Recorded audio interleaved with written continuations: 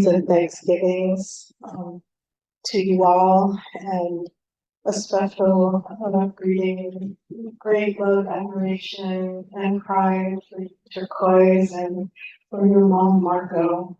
We're here tonight in a place that just feels very bright and full of life and community. So thank you for welcoming us here. It's always an issue about when we feel lonely and can't find our voices to try to listen to the other ones who maybe are speaking and follow those sounds into a center where we are this evening. And also, right now we are within the traditional landscapes of our Skyway community. And so the issues that I want to bring forward and what I want to speak with and note about what brings me here tonight, what brings us here. There's always a story. There's always a story that we follow. And in addition to the history work that I do, it actually comes out of a long line of wanting to surface what might have seemed so invisible. And invisibility really sets a stage for vulnerability, for abuse, for not being seen. I'm also here because I have actually known Margot for decades. I think maybe 40 years. I think I first met you when I was 16 years old. And this is a woman who always speaks up for those who maybe can't speak, and bringing forward Indigenous voices and African American voices and the places in between, and following lost ancestors and the people who can't hear anymore. And it is absolutely no surprise whatsoever that Turquoise, that you follow in that, and we're so proud of you, to stand up. And I'm reminded that this may be a 20-year anniversary, but this kind of abuse and fear and terrorism and resistance and resilience and picking ourselves up again has happened for hundreds of years. And I'm reminded that the last Piscataway recorded chief in the literature was a woman named Nansenat. And she's recorded in the early 18th century because her daughter's grave and her body was desecrated. And she spoke for her. She wanted justice for her, a mother and a daughter, finding a way to overturn that violence. And then we can come through time and understand with Native American women, they are 39.8%, according to tribal courts data. That much more of a percentage that experience violence, including sexual violence, in their lifetime. Among Native American Indigenous women, they are 2 times more likely to be stalked in their lifetime, 2 times more of a rate than any other reported ethnic group in the United States. And we also know that this happens in spaces where we don't necessarily see it, and it actually happens right here in Maryland. So we know that we have these threads of interaction between history, between the wider scope of what is happening across the nation and of course the world, and right here in Montgomery County on our landscape over time and into the present. I was really intrigued when Margot called me and she said, Gabi, like, this is what we're doing.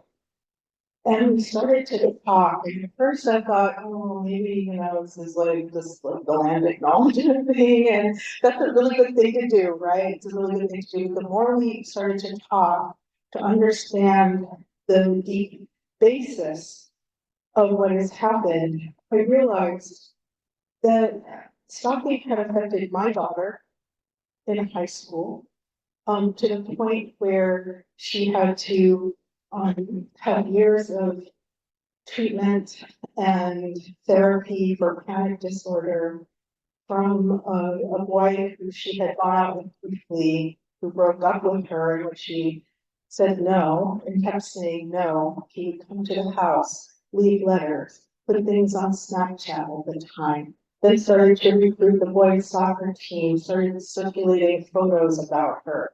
And when we went to the principal, they said, well, you know, well, what are you doing to stay away from them? I mean, it's just Montgomery County, it's like Montgomery Blair, it's just great high school, and the principal's amazing and wonderful, and I thought, well, what is going on?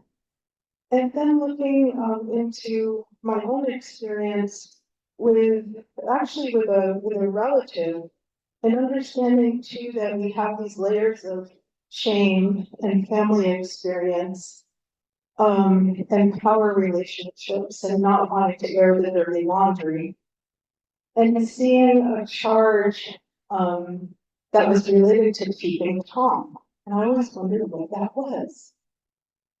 And the more I talked to Margot, the more I realized that that's maybe one of the only things that somebody could be charged with for stalking. And then it made sense and started to be able to form words and concepts and being able for us to speak about this.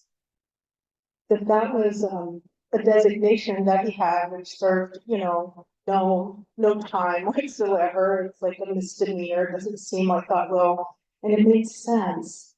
It made sense. So it starts to surface this, and we can break through our paralysis and the shame.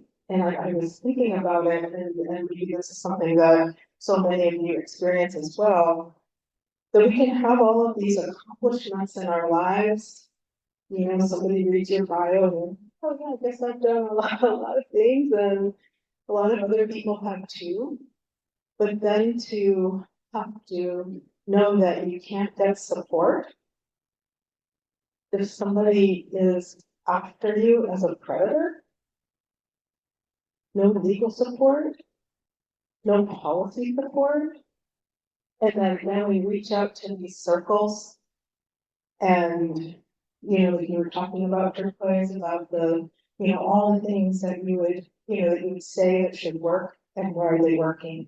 So thank you to those of you who are policymakers here tonight. Thank you for those of you who are just part of this movement to break through, and also to come to a sense of, we can't have healing without protection. Really. We can like pack ourselves up and move along. But what are we talking about in terms of healing? It's a basic concept and a basic idea of transformation and growth. So I just want to reach back into that sense to know that we are part of lineages. There's trauma lineages, but there's also resilience and joyful lineages and life lineages. And that's what we all bring here together. And as we step forward to know that we are changing this narrative and this experience, that we can, in fact, create another society with every step that we take. And I know that those who broke through those movements hundreds of years ago, 40 years ago, the marches, the efforts, the tireless, sleepless nights, and all of that, it comes to a generation that gets to you, your generation, to stand up and break through, and also for your generation to stand up and break through. How inspiring is that? And so for those of us who are older, how do we work to uplift and support you? So with that, I just want to say thank you. It's this is exciting and important.